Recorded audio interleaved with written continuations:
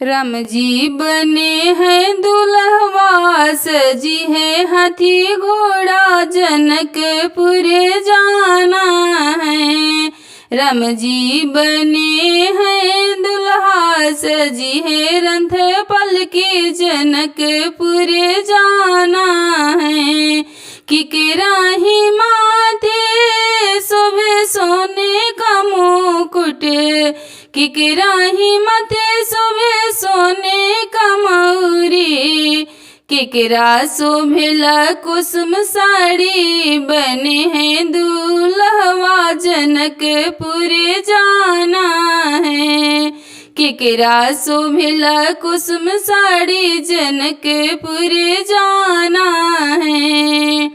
राम जी के माथे शोभे सोने का मुकुट, राम जी के माथे शोभे सोने का मुकुट, सीता माता के शोभे कुसुम साड़ी, बनी है दुल्हनिया जनकपुर जाना है।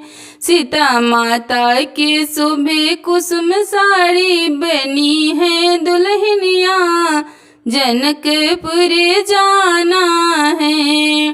राम जी हमारे दुल्हा बने हैं, राम जी हमारे दुल्हा बने हैं।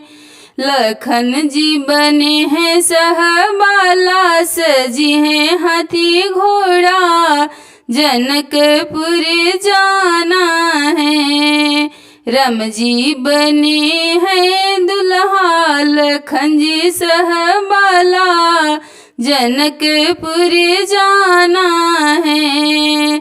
सीता मैया बनी है दुल्हनिया, सजी है हाथी घोड़ा, जनकपुर जाना है। जनकपुर जाना है, जनकपुर जाना है।